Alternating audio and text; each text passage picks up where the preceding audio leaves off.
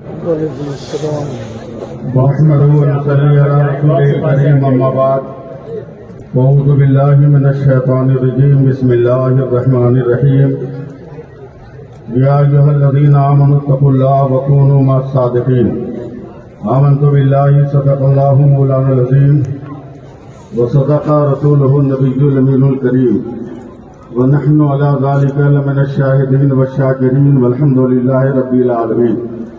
جن لوگوں کو درود پاک یاد ہے پوری ایمانداری کے ساتھ زور سے بآواز بلند درود پاک پڑھ لیجیے۔ ارے بھائی یہ باکس گر جائے گا، کیا افراتفری مچائیں آپ لوگ؟ باکس گر جائے گا، سامعین زخمی ہو جائیں گے، ہٹیے ادھر۔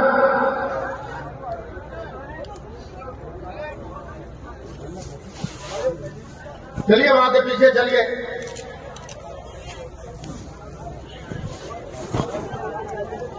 ایک بار اور درود پاک پڑھ لیجیے۔ صلی اللہ علیہ نبی الامی وآلہ بارک وسلم صلاۃ و سلام علیک یا رسول اللہ صلی اللہ علیہ وسلم۔ کرم حضور کا جب بھی شریک ہو جائے، کرم حضور کا جب بھی شریک ہو جائے، میرے نصیب میں جنت کی بھیک ہو جائے۔ درود شافعی محشر کی یہ فضیلت ہے کہ مریض دائمی لمحوں میں ٹھیک ہو جائے۔ حضرات، میں بحیثیت خطیب اور مقرر کبھی بھی اس مبارک مجلس میں میں شریک نہیں ہوا۔ میں یہاں کا خدمت خادم ہوں میں، اور میں نے اپنے باپ سے بچپن سے یہی سبق پڑھا کہ خادم بنو مخدوم بننے کی کوشش نہ کرو۔ میں اپنے باپ کے سبق کو یاد کیے بیٹھا ہوں۔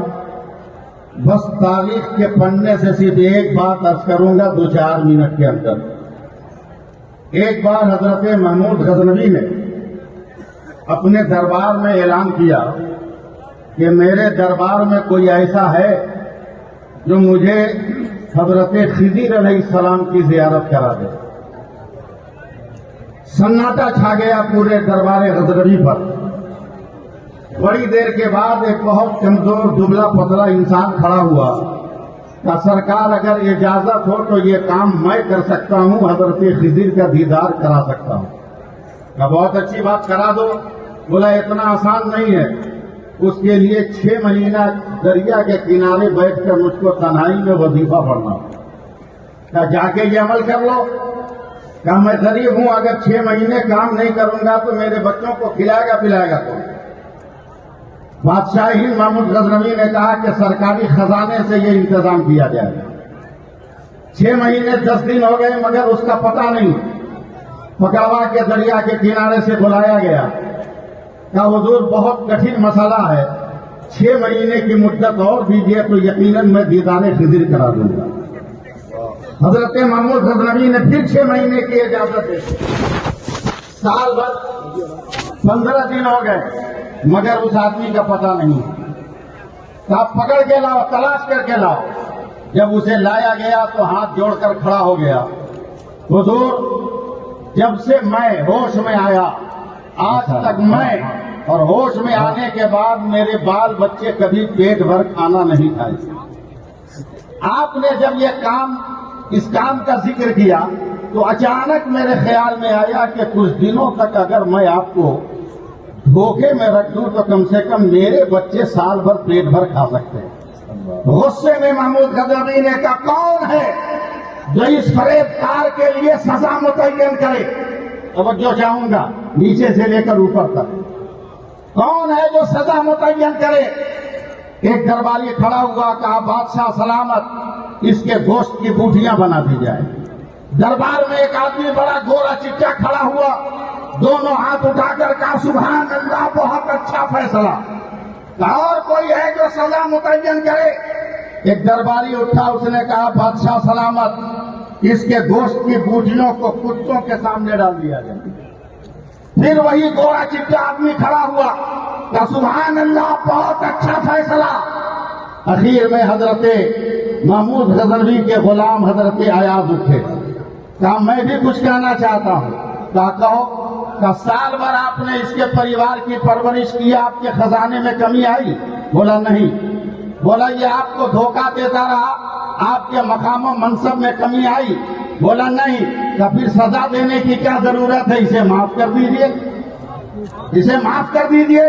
پھر وہی آدمی اٹھا اور دونوں ہاتھ اٹھا کر کہا سبحان اللہ، بہت اچھا جواب۔ تب محمود غزنوی نے کہا آپ کھڑے رہو اور اپنے جواب کا جواب دو۔ پہلے نے کہا بھوٹیاں بنا دو، تو نے کہا بہت اچھا جواب۔ دوسرے نے کہا کتوں کے سامنے پھینک دو، تو نے کہا بہت اچھا جواب۔ اسے میرے ایاز نے کہا کہ معاف کر دیجئے، تو نے کہا بہت اچھا جواب۔ تو وہ انسان کہتا ہے سرکار معاف کیجئے گا، پہلے جس نے کہا بھوٹیاں بنا دو اس کا باپ ایک کسائی ہے، وہ روزانہ گوشت کی بھوٹیاں بناتا ہے، تو جو باپ کا خون ہے وہی اولاد کا خون ہے۔ دوسرے نے کہا کتوں کے سامنے بھوٹیاں رکھ دو، تو اس کا باپ دوسرے بادشاہ کے دربار میں کتوں کو بھوٹیاں دیتا ہے۔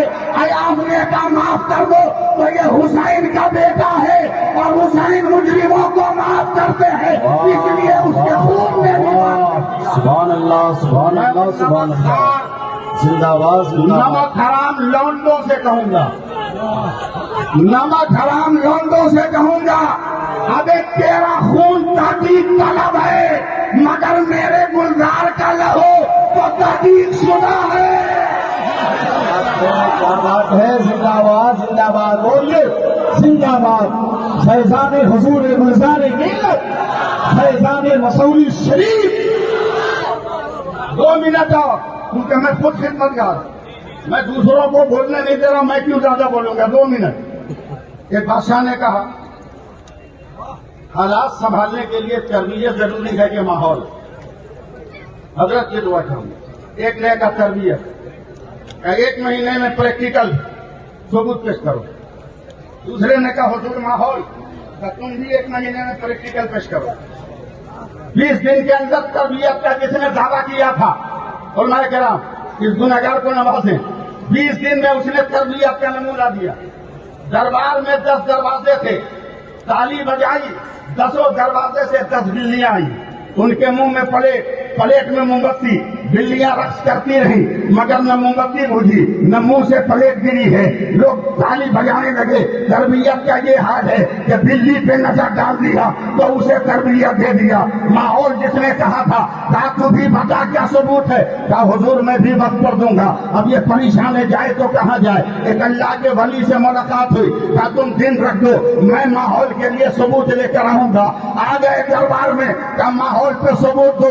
اللہ کے ولی نے کہا پہلے تربیت والے کو بولو، پھر سے اپنی تربیت کا مظاہرہ کرے۔ پھر بلیاں آئی ہے، منہ میں 10 پلیٹ ہے، ان میں موم بتی جل رہی ہے، اس نے کرتب دکھایا مگر نہ پلیٹ گری نہ شمع بجھی۔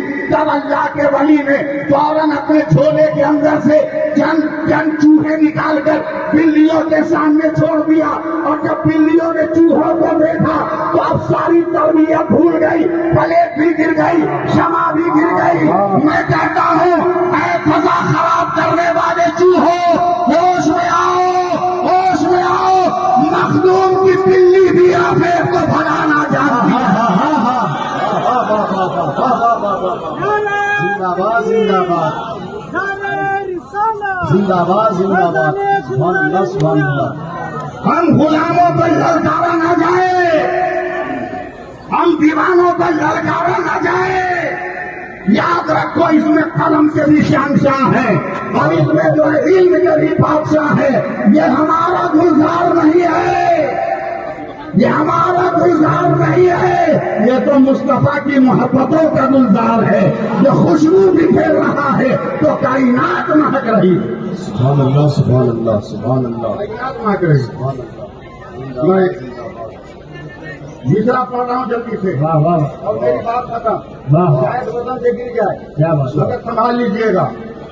دور حاضر کی ضرورت ہونا، دور حاضر کی ضرورت کی ضرورت ہونا، اپنے مسلک کا محافظ ناصر ملت ہونا۔ جتنا آسان سمجھتے ہیں زمانے والے اتنا آسان نہیں گلزار ملت ہونا۔ السلام علیکم ورحمۃ اللہ وبرکاتہ۔ زندہ باد، زندہ باد۔ سبحان اللہ